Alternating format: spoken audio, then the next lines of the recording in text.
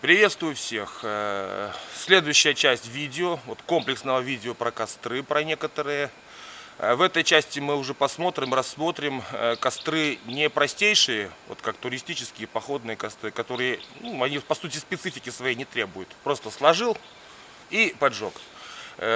Костры в этом видео уже можно назвать отчасти какими-то таежными, какими-то специальными кострами. То есть они не профессиональные, но они уже специальные. Каждый костер выполняет какую-то определенную работу. Либо это быстрое приготовление, либо это согреться быстрее, чтобы и долго самогреться об костер, либо это очень долго работающий костер на малом количестве дров. То есть костры, которые имеют какую-то уже хитрость в установке для того, чтобы получить от костра максимальную отдачу. То есть костры именно специфические. Ну и вот, собственно говоря, эти костры, которые имеют уже большее отношение именно к таежному типу. То есть это костер свеча скандинавская. Можно ее делать из целых бревнышек, можно из половинчатых. Просто из половинчатых удобнее, потому что есть уже, скажем так, запасной вариант, который можно будет дальше продолжить горение. Костер звезда, звездочка, звездный, неважно. То есть вот такой тип костра, где я сделал его из коротких, из обычных полежков. А вообще костер звездочка, звезда, звездный делается исключительно руками, без топора и ножа, из тонкомерного сухостоя. Это костер исключительно выживальческий. То есть такой костер можно поставить вообще не имея никаких инструментов. Следующий костер чисто таежного типа, он так и называется, таежный. Этот костер всегда и постоянно путают с надьей, называя вот этот костер трехбревенная надья. Никакая это не надья и даже рядом с надьей не стоит. Это обычный костер из бревен. Называется таежный. Надья это вообще не костер. Надья это батарея, которая тлеет, а не горит. Костер таежный именно горит, а не тлеет. Ну и, скажем так, самый выживальческий костер, называется он пушка. Пушка делается, это тоже таежный костер, тоже таежный, называется он таежный костер пушка. Пушка делается тоже голыми руками, без инструментов, для нее не нужно ничего. Подходите, ломаете просто руками тонкомер и на всю длину, вот, я-то его порезал, конечно, пополам, но можно поставить на всю длину, там сколько он будет, 7, 8, 10 метров, неважно. Ставите вот этот костер. Подкладку в виде вот этой станины пушечной, скажем так, лафета. Можно использовать все, что угодно. Я взял вчерашний вариант от костра охотничий, он просто не догорел. Можно использовать землю, можно использовать старый трухляк, неважно. Нам главное сделать вот этот подвес. Вот этот подвес. То есть на что-то упереть. Эти дрова будут обгорать, вот эти вот кусочки будут обгорать, концы падать вниз, создавая угольную базу. А дальше что делается? Просто руками берется и еще выдвигается примерно полметра вперед через лафет. Лафет может гореть, может не гореть. Если он будет гореть, хорошо. Не будет гореть, ничего страшного в этом нету. Итак, сейчас вот запускаем эти костры. Скандинавская свеча зажглась. Смотрим ее возгорание.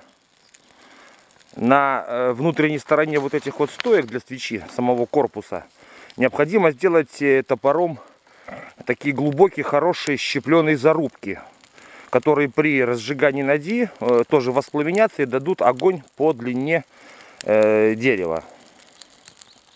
Вот, фото сейчас будет, я покажу, как эти зарубки делаются. Вот разгорается свеча.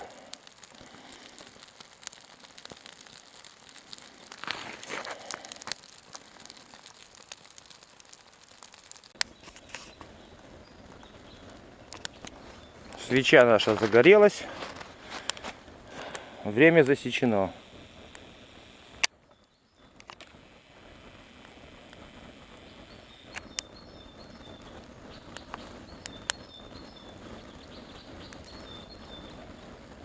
Вон нагретый газ выходит из древесины. Как он высоко горит над деревом. Прям как вечный огонь.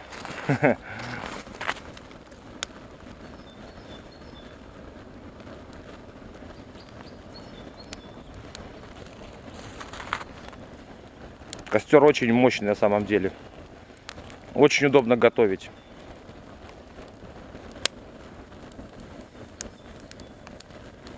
Это вот не те свечи, так называемые, которые продаются распиленные бензопилой в супермаркетах. Здесь просто берется чурбак, раскалывается пополам, вот, разжигается. И вот что, собственно говоря, мы имеем. Мощную тягу, очень сильный костер, похожий на вечный огонь. То есть огонь вот прям сверху горит. Наверное, слышите, да, какая тяга, как вот, огонь сверху, как газ горит, вырывается сверху практически под давлением. Вот звук послушайте.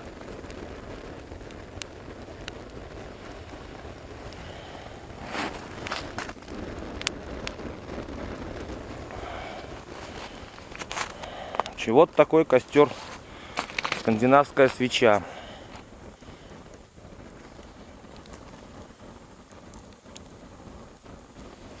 Запалил костер звездочка, звездную звезду. Сейчас разгорится, посмотрим, что будет. Свеча молотит, как турбина.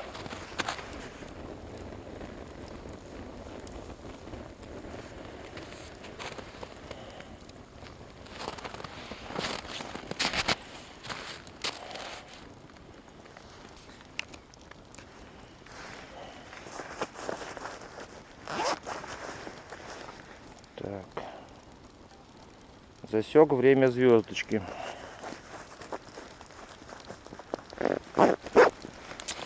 Запустил костер пушка. А вот сколько тут жечь. Еще раз говорю, костер пушка и костер звездочка — это исключительно, ну, они таежные, конечно, их можно сжечь в любом случае, проблем нету никаких. Но так сами по себе это костры именно экстремальные, потому что они делаются голыми руками. То есть не нужно ни топора, ни ножа даже для того, чтобы создать дровяную базу для этого. Вот, просто ломается тонкомер руками, подкладка делается из чего угодно. Вот сучки вот эти мелкие, они же идут сразу же в растопку внутрь туда. На них и растапливается плюс береста, и вперед костер будет работать. Вот сейчас потихонечку начинает разгораться.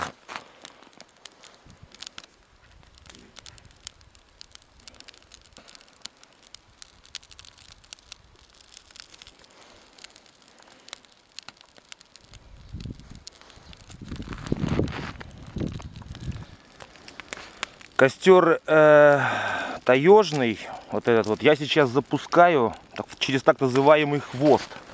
Хочу попробовать. Я никогда так не запускал костры. Вот такие вот длинные. Но мужики, местные таежники, говорили, что такие хвосты можно делать до нескольких метров. То есть поджигается с одной стороны, а дальше огонь сам распространяется внутри на всю длину. Надо только правильно уложить бересту с растопкой.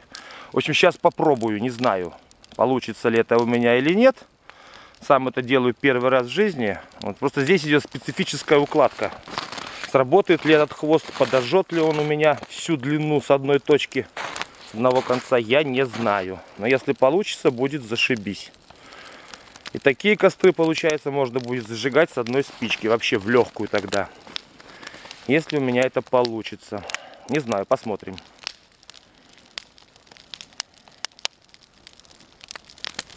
Ну и вот пушка поперла.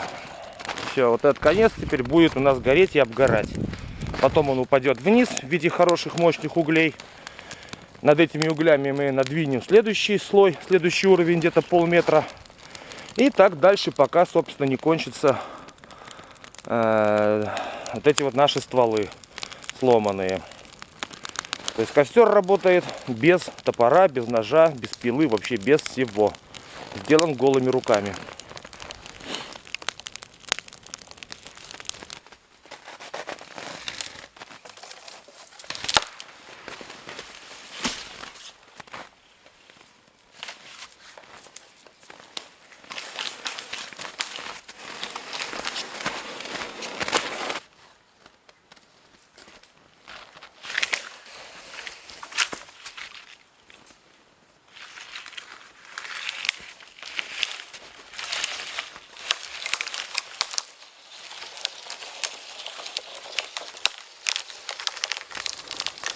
Значит, вот розжиг пошел. Плавно перемещается влево, вот туда вот. Возгорание началось. Самому очень даже интересно. Нигде больше ничего не горит. То есть это называется поджиг в хвост. Сам впервые это делаю.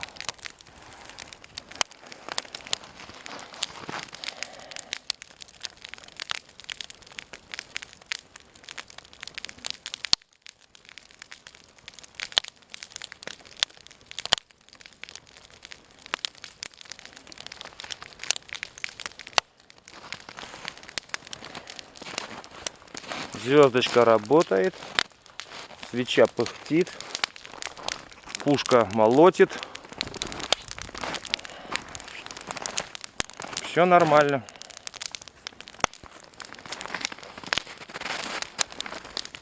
А вы знаете, огонь медленно идет, действительно работает, вроде методика.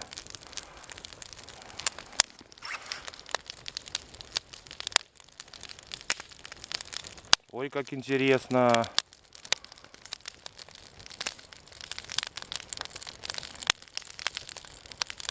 Ой, как интересно даже. Да, действительно, огонь идет сам по себе туда внутрь. Это реально укладка. Нужна быть специфическая туда в расщелину. Действительно, огонь сам перемещается. Вот, век живи, век учись, как говорится. Эти мужики что подсказали? Как с одной спички зажигать такие костры. Круто. Мне нравится. И огонь действительно сам медленно вот туда идет в сторону. Поджег я с этого конца, а он сам туда прет. В итоге он так дойдет до конца, и все, будет нормально. Костер будет гореть. Ну, свеча пыхтит потихонечку, все, здесь проблем нету никаких. Работает великолепно. Тяга изумительная. Все как ей положено. Звездочка потихонечку коптит. Все в порядке. Ну, на пушке тут у нас, да. Тут баню можно ставить. Жжет и жжет. Мощный костер. Вот на расстоянии где-то... Он, понимаете, он как бы в воздухе висит. Да, кстати, извините, в этот раз не будет измера температуры. Почему? Потому что я тупо вчера посеял свой любимый градусник. Он белый, у меня где-то вывалился. Вот, снег упал, я не мог его найти. Я, конечно, его найду, когда снег растает. Я в точности знаю путь, где назад возвращался. Вот, но сегодня я, к сожалению, без градусника. Но я вам и так скажу, просто эти температурные диапазоны, потому что вот я сижу на расстоянии метр сейчас от пушки. Мне реально очень тепло. Вот я рукой трогаю, тут на руку температура градусов 20, не меньше. То есть это очень мощный костер. Он высоко стоит, у него угли высоко стоят, сами вот эти по себе. Поэтому все прекрасно, все изумительно. Смотрим, сколько он у нас отработает. Так, на таежном костре огонь продолжает распространяться дальше. Сам идет. Перспектива у этого хвоста огромная. Методика поджигания с одной спички, с одного конца действительно работает, без вранья. Вот он туда тихонечко идет, уже дошел до половины. Это супер. Мне это нравится. Я теперь всегда так буду делать в случае чего.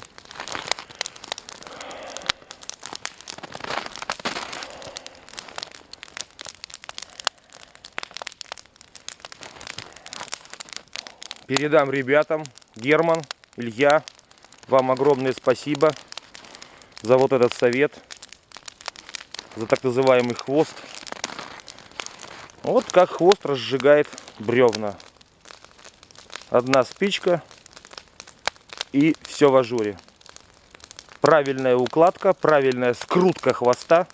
То есть надо изготовить вот этот сам запальный шнур внутри, который лежит вот там вот между трех бревен.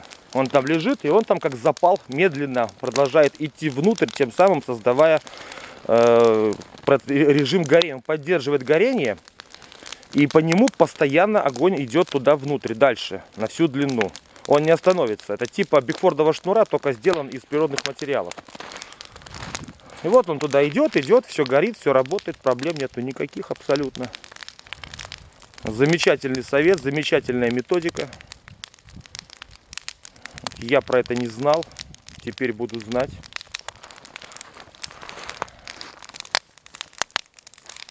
Подождем дальше. Не, вообще метода вещь. 2/3, даже нет, вру. 3/4 уже ствола прошло. Все работает, огонь прет.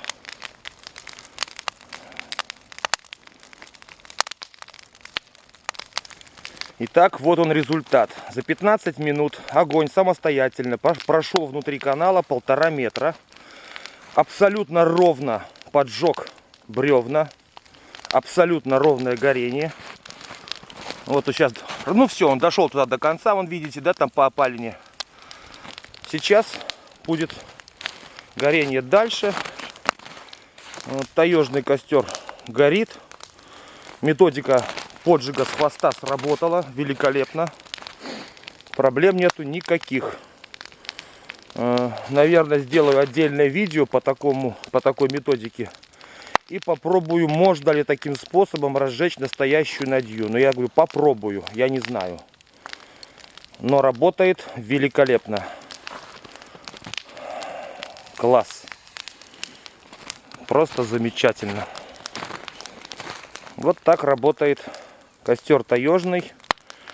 Вот так он разжигается со специально скрученного фитиля, который называется хвост. Итак, ровно час работы всех костров.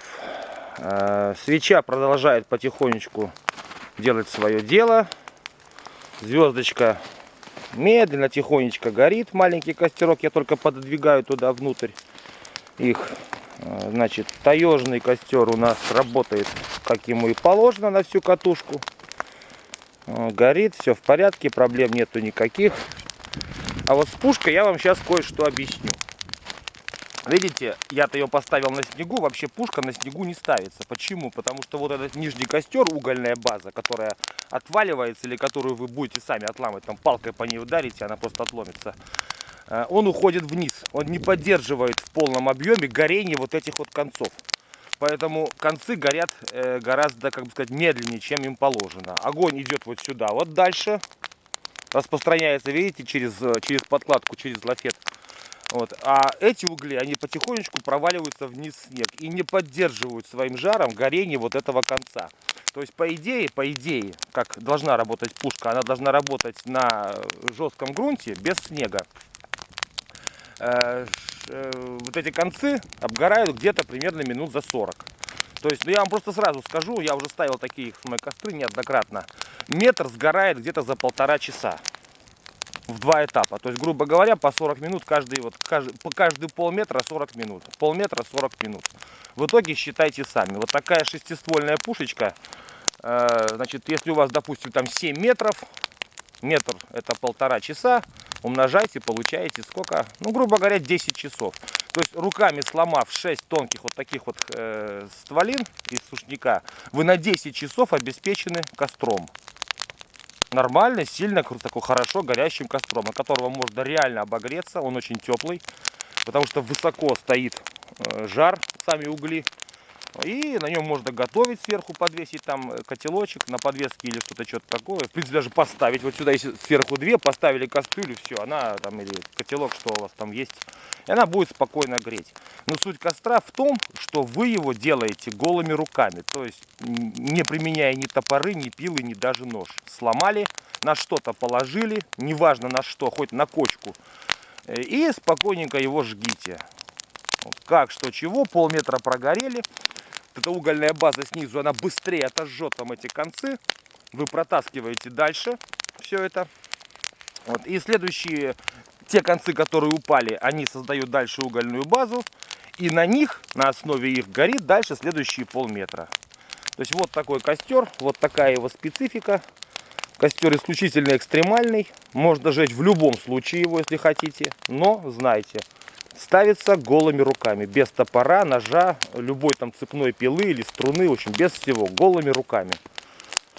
Все, с этим костром я это сейчас заканчиваю. Вот я вам сказал, метр сгорает где-то за 1,5 часа. Примерно в 2 этапа. То есть по 40 минут каждый этап. Там 40-45 минут на подтаску. А подтаскивать просто. Берете вот так вот все это вместе. Приподнимаете. 2 руками только. И вперед выдвигаете на полметра все это. Все продолжает гореть. Здесь все нормально работает. Костры горят. Звездочка пыхтит. Свечка тоже работает. Час работы. Итак, 1,5 часа, час 35, точнее, работы костров. Свеча продолжает у нас нормально работать. Все тут без проблем. Внутри адский жар.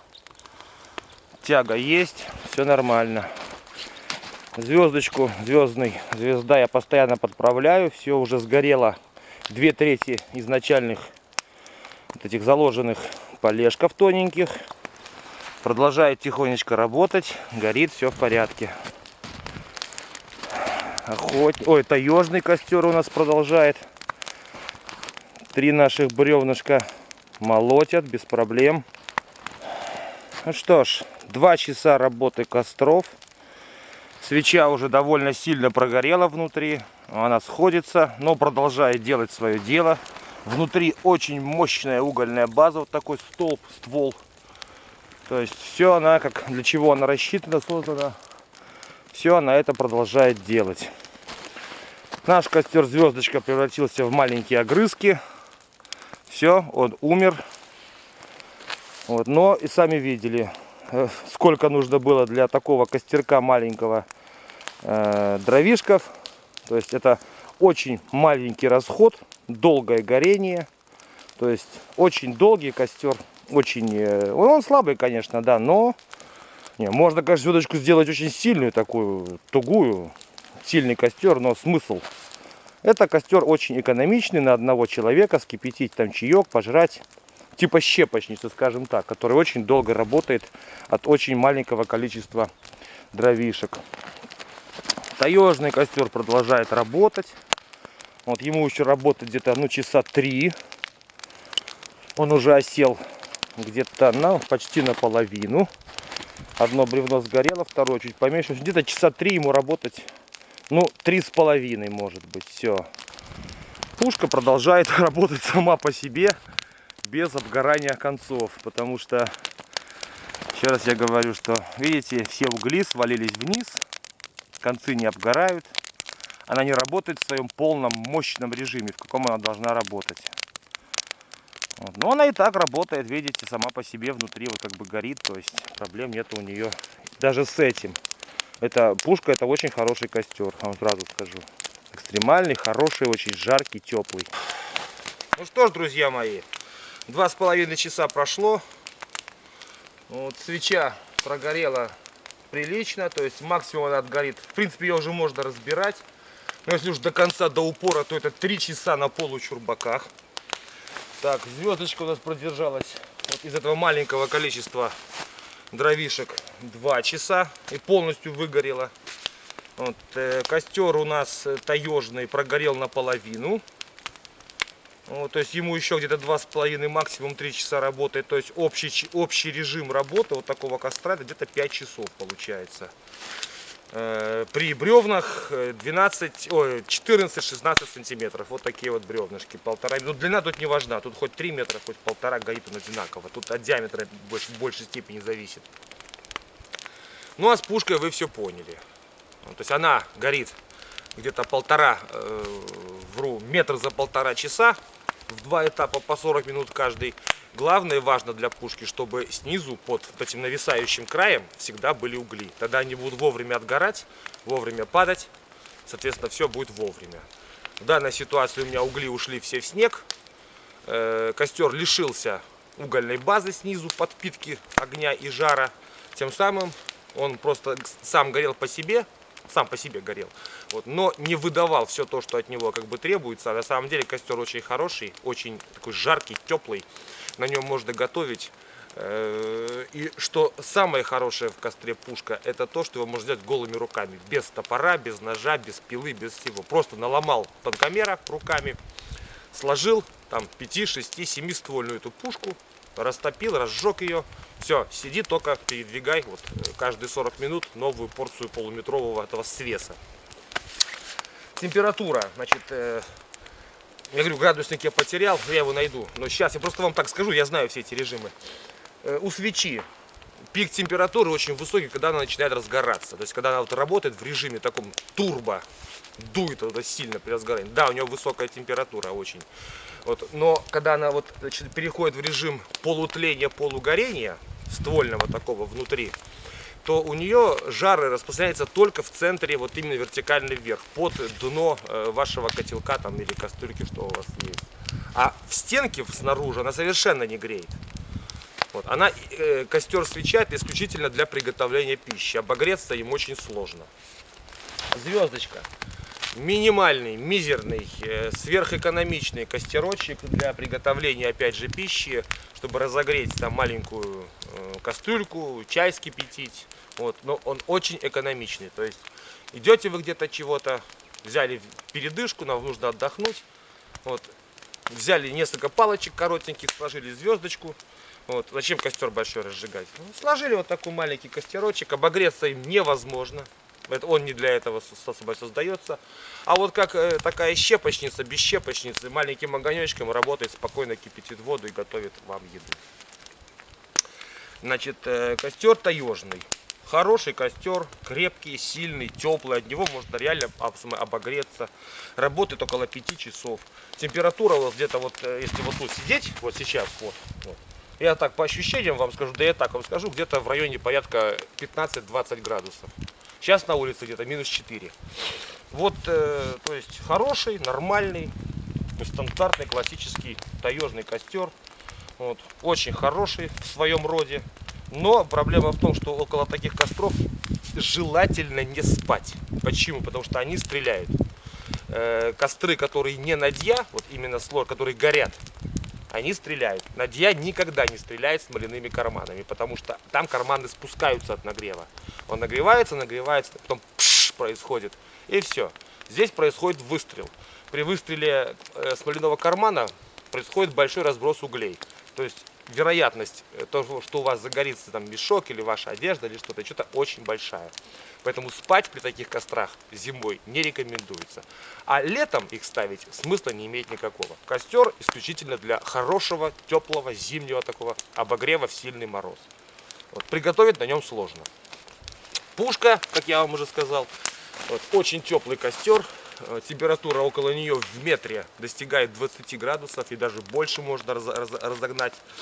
Потому что снизу угольная база, высоко еще этот навес висит, угольная база в итоге. То есть мощный большой костер, у него большое это вот как бы ядро самого костра снизу, на весу, при этом при очень маленьком затрате дров. Ну что там, тонкомерчики вот такие, по сути 6 полежков выпущено, а костер очень мощный. И делается голыми руками, то есть нет у вас ничего. Пришли, тупо наломали, сложили, подожгли, сидите, грейтесь. И костер очень долго работает. Если вот у вас, допустим, сломали там 7-8 метровые тонкомерины, жердины вот эти вот, ну 10 часов вам обеспечена работа такого костра. Просто каждые 40 минут примерно нужно его передвигать. Вот. Ну вот, собственно говоря, и все. Я не буду дожидаться, когда они тут доработают. Смысла нету, потому что я вам все сказал. У меня эти костры все сжжены много раз.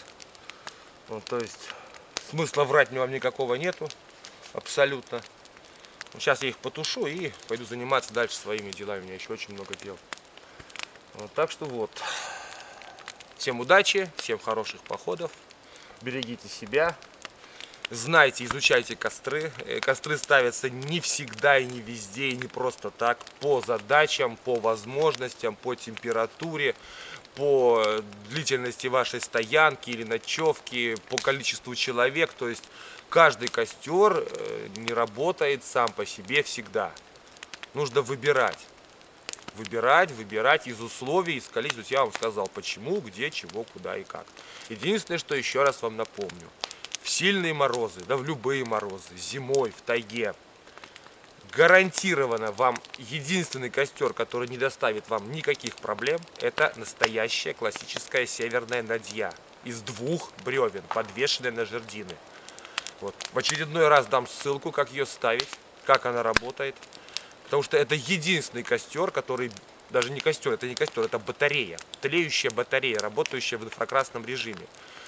Там огня нету, она греет за счет углей. Вот, и поэтому единственный костер, который не доставит вам никаких проблем. Для того, чтобы обогреться в тайге зимой обычными кострами, обычными, туристическими, посмотрите, пожалуйста, часть 1 про костры. Вы увидите, насколько сложно и сколько нужно усилий для того, чтобы приготовить дрова для 14-15 часов работы костра. Я в первом видео говорил это. То есть поставить 2 полена, 2 длинных бревна 15-20 минут на 2 жердины.